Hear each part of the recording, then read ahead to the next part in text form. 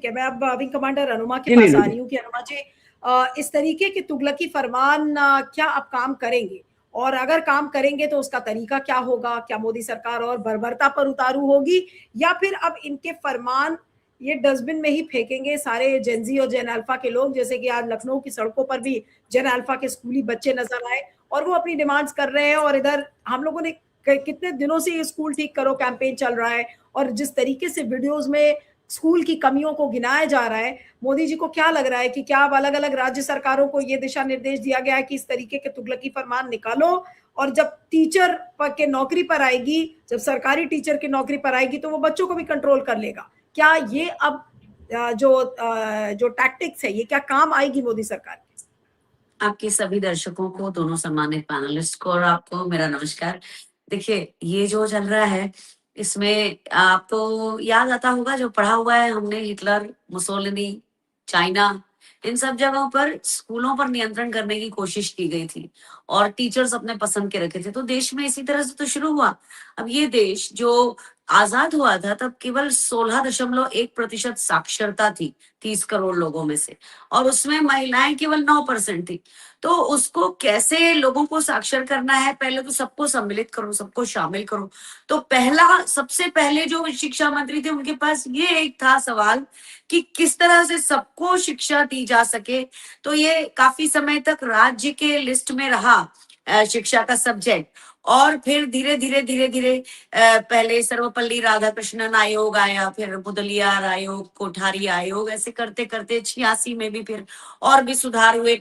तो शिक्षा को कैसे, उधर नई तालीम भी चल रहा था, अगर आपको याद हो तो गांधी का जो नई तालीम प्रणाली थी जिसमें वो कि आप उद्योग तक या रोजगार तक शिक्षा के माध्यम से कैसे पहुंचे, उसे भी आगे बढ़ाने का एक मुहिम चल रही थी। साथ में सरकार साहित्य अकेडमी, नाट्य अकेडमी, ललित कला अकेडमी, ये सब खोल रही थी कि शिक्षा के अलग अलग स्वरूप भी हो सके, एक ही लाइन पर ना चले। तो कहाँ तो ये देश विकास के पथ पर आगे जा रहा था।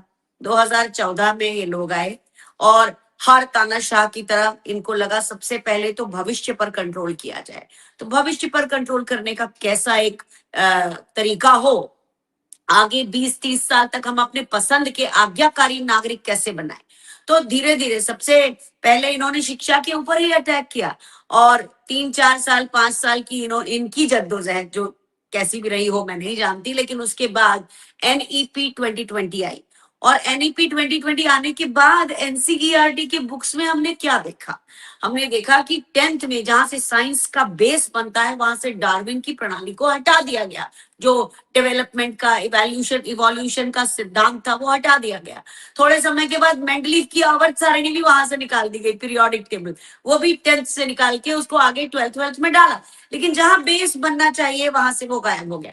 माइथोलॉजी को साइंस से रिप्लेस करने की कोशिश हुई। प्रधानमंत्री के अपने भाषण में अनुराग ठाकुर को हमने सुना, तो माइथोलॉजी को संस्कार या संस्कृति या आप पौराणिक कथाओं की तरह या दर्शन की तरह पढ़ाइए, लेकिन आप विज्ञान को उससे रिप्लेस करने चले गए। आज जो छात्र छात्राओं ने आवाज उठा दी है, ये इसी पिछले 12 साल की बेवकूफियों का नतीजा है, जिससे कि सरकार एक अलग तरीके का, विश्व में कहीं आप कंपटीशन में नहीं रहेंगे इस तरह का एक देश बनाने चल पड़ी थी। इसी कारण लाखों लाख बच्चे देश छोड़कर बाहर चले गए। उनको समझ में आ गया, जो सक्षम थे उन्हें समझ में आ गया कि यहाँ हमारा कोई भविष्य नहीं है। और अब जो स्कूलों के साथ हो रहा है, जेनजी आंदोलन के बाद जेन अल्फा जो सड़कों पर आने लगी है, मेरे मध्य प्रदेश में उज्जैन में भी इसी तरह का एक आंदोलन हुआ। सरकार अब पूरी तरह डर चुकी है, हर तानाशाह डर जाता है। आज सुबह आपने अगर देखा ना हो तो देखिए, मोदी जी जो है इंसानों से बात नहीं करते, अपने पीछे गाय, मोर, बत्तख। आज सुबह उन्होंने डाला एक दिनचर्या, ये दिनचर्या है आपकी जिसमें कोई इंसान नहीं है। अगर आप ताकत से चले जाएंगे तो शायद ये जानवर ही बचेंगे आपके आसपास, ये जानवर भी शायद ना फटके पास, क्योंकि उन्हें भी पता है कि ये जानवर जब एक क्यूरेटेड वातावरण में आप तक आते हैं तो वो अलग बात होती है। तो ये जिस तरह से मोदी जी ने शिक्षा व्यवस्था को बर्बाद किया है, स्कूलों को बर्बाद किया है, टीचर्स के ऊपर अंकुश लगाए हैं। अब देखिए टीचर्स अपना काम छोड़ के दुनिया भर का काम करते हैं, उनके पास होता लेकिन ये है। जो दिनचर्या मोदी जी ने जो डाली है अपनी कि दिन एक अपनी दिनचर्या डालने की क्या जरूरत है? क्या वो सिंपैथी गेन कर रहे हैं अनुमा जी कि देखिए भाई मैं इतना बेसहारा अकेला हो गया हूँ कि अब केवल जानवरों का ही सहारा है? वो बताने की कोशिश क्या कर रहे हैं? मैं कोशिश करूंगी कि अगर हम वो वीडियो प्ले कर सके, मैं कोशिश करी हूँ, लेकिन आपके हिसाब से क्या है ये, मतलब क्यों दिनचर्या उनको डालनी इस समय पड़ रही है? क्या एक नया पीआर कैंपेन है मोदी जी का? पीएम मोदी ना मीम नहीं झेल पा रहे हैं। उन्होंने बड़ी कोशिश की, फ्रांस बोल के भी उनको बच्चों को अपनी तरफ लेने की, वो नहीं कर पाए। फिर उन्होंने बोल दिया वो क्या दिमागी नक्सल। अब ये एक नई जो वोकैबुलरी आई, लूटियंस, अवार्ड वापसी गैंग, टुकड़े टुकड़े gang, Khan market gang, urban Naxal, ये क्या शब्दकोश भर रहा है प्रधानमंत्री नरेंद्र मोदी ने। लेकिन इस बार सॉलिड फ्लॉप हो गया। सॉलिड फ्लॉप हो गया तो वो झेले कैसे? तो मुझे लगता है मानसिक रूप से असंतुलन जो प्रधानमंत्री नरेंद्र मोदी का पिछले 5 सालों में बढ़ता चला गया है, उसके कारण अब उनको लग रहा है कि कैसे मैं एक छवि दोबारा निर्मित करूं। इसलिए वो कहीं मोर, गाय, बत्तख वो सब लाकर और उनके साथ में अपनी दिनचर्या बताने की कोशिश करें। भाई मोदी जी, हमने ये तो देखा है कि आपका वो जो 2-4 करोड़ रुपए जिस डिजाइनर को आप देते हैं, उसके तो हमने बड़े वीडियो देखे हैं जिसमें वो आपका चेहरे का यहाँ से नाप ले रहे हैं, कपड़ों का नाप ले रहे हैं, ऐसे करके हर तरफ से उनका डिजाइनर लुक दे रहे हैं। उनको तो जनता ने देखा है, लेकिन हमने उन लोगों को आज तक नहीं देखा नीलू जी, जो मोदी जी के घर झाड़ू लगाते हैं या कपड़े प्रेस करते हैं या उनकी चंपी मालिश करते हैं। उनको किसने देखा है? तो प्रधानमंत्री नरेंद्र मोदी का मुझे लगता है कि ये मानसिक संतुलन गड़बड़ा गया। उनको समझ में नहीं आ रहा है कि मैं कैसे अपनी पुरानी छवि पाऊं। लेकिन ये जो इधर जो स्कूलों के साथ अभी उन्होंने जो ये आदेश निकाले हैं, ये बहुत ही तानाशाही भरे आदेश हैं। ये याद दिलाते हैं हमें कि स्टालिन ने ये करने की कोशिश की, मोहम्मद गद्दाफी ने भी इसी तरह से स्कूलों के ऊपर कंट्रोल करने की कोशिश की। टेक्स्ट बुक पर नियंत्रण, करिकुलम पर नियंत्रण, टीचर्स पर नियंत्रण, यहाँ तक कि बच्चों को हिटलर क्या करता था, कहता था अपने पेरेंट्स के ऊपर नजर रखो, अगर उनके व्यवहार में कोई बदलाव आए तो हमें बताना। तो भारत के जड़ों में लोकतंत्र इतना गहरे है ना नीलू जी, कि मोदी जैसे कई भी आ जाएंगे, हो सकता है 30% जनता तक शायद बहक जाए, लेकिन वो बहकी भी बहुत दिनों तक नहीं रहती। तो अब जो ये युवा बच्चे, ये जो अल्फा, जैन अल्फा अपने अधिकारों के लिए लड़ने लगे, ये सब प्रधानमंत्री नरेंद्र मोदी के लिए खतरे की घंटी है। और इस खतरे की घंटी को हर तानाशाह जब बहुत फंसने लगता है ना, तो ऐसे ही और तानाशाही बढ़ाता है जो मोदी जी बढ़ा रहे हैं। ये इनके डिपार्चर का एक और साइन होता है।